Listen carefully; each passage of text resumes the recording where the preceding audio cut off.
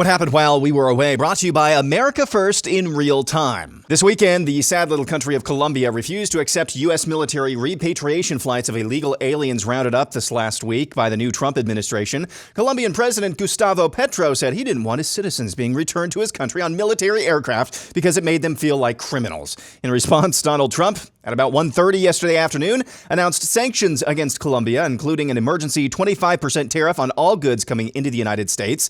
In 1 week, Trump said the tariffs would be raised to 50%, a travel ban and immediate visa revocations on Colombian government officials and all allies and supporters, and other measures as well. Less than a half hour later after that announcement, Colombia announced they would not only start accepting repatriation flights, they'd send their own aircraft to help.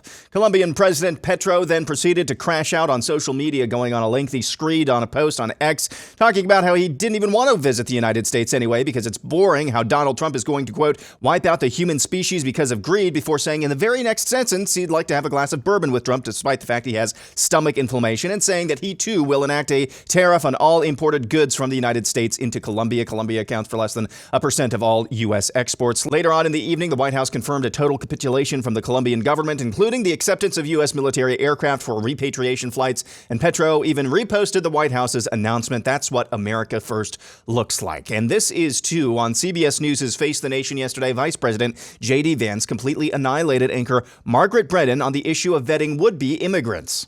Frankly, my dear, I don't give a damn. Whoops, wrong clip. Well, Margaret, I don't agree that all these immigrants or all these refugees have been properly vetted. In fact, we know that there are cases of people who allegedly were properly vetted and then were literally planning terrorist attacks on our country. That happened during the campaign, if you may remember. So clearly not all of these foreign nationals have been properly vetted. But there are 30,000 people in the pipeline, Afghan refugees. But my primary concern as the vice president, Margaret, is to look after the American people. And now that we know that we have vetting problems with a lot of these refugee programs, we absolutely cannot unleash thousands of unvetted people into our country. It's not good.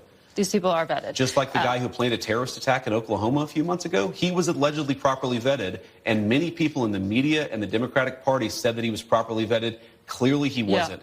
I don't want my children to share a neighborhood with people who are not properly vetted, and because I don't want it for my kids, I'm not going to force any other American citizens' kids to do that either. No, and that was a very particular case. It wasn't clear if he was radicalized when he got here or while he was living here. I don't really care, Margaret. I don't want that person in my country, and I think most Americans agree with me. Late on Friday night, Pete Hegseth was confirmed in a tie-breaking vote from the aforementioned Vance in the Senate, 51-50, and Hegseth is your new Secretary of Defense. Lisa Murkowski, Mitch McConnell, and Susan Collins were the three Republicans to vote against Hegseth this morning. He laid out what his first act will be on this, his first day on the job. Sure, mass deportation, support of mass deportations in support of the president's objective. That is something the Defense Department absolutely will continue to do.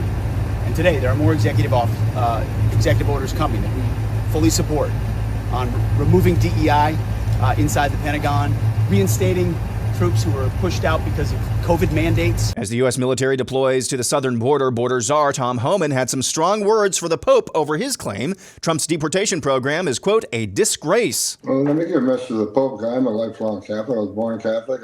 I've been through Catholic doctrine. Look, he only concentrated on fixing the Catholic Church, first of all. He's got big problems there. And in the Vatican, they have a wall around the Vatican. And if you illegally enter the Vatican, the crime is serious. You'll be charged with a serious crime, be jailed. Yeah. So he can protect the Vatican where he lives. He can build a wall where he lives. Where American people are not allowed that? No. Securing the border saves lives. He needs to understand that. When we secure the border, when less people come, less women get raped by the cartel, less children die in the river, less Americans die from fentanyl overdoses. He ought to stick to it. He ought to stick to the Catholic Church and fix that. That's a mess.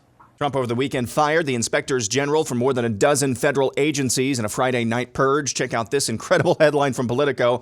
I am terrified. Workers describe the dark mood inside federal agencies. I don't even know who you are. The CIA now believes the COVID pandemic was caused by a leak inside the Wuhan lab. Blast from the past, here's how your media reported on the lab leak hypothesis back at the time. National Geographic, Fauci, no scientific evidence the coronavirus was made in a Chinese lab. Forbes, no, COVID-19 coronavirus was not bioengineered. Here's the research that debunks that idea. CBS News, Dr. Fauci again dismisses Wuhan lab as source of coronavirus. Washington Post, experts debunk fringe theory linking China's coronavirus to weapons research. NPR, scientists debunk lab accident theory of pandemic emergence. That was then, this is now. The CIA believes the lab leak hypothesis is most likely true as the origin of the pandemic.